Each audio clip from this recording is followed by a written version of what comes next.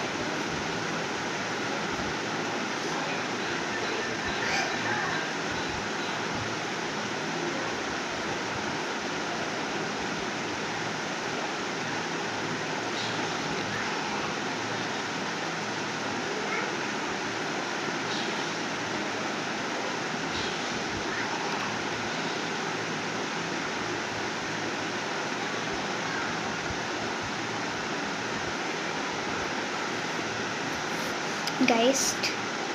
এইটো কমপ্লিট হৈ গ'ল এতিয়া মই আপোনালোকক ৰিভিউটো দেখাম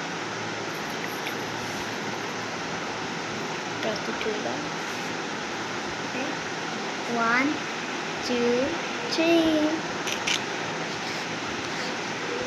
গাইজ কেনে লাগিছে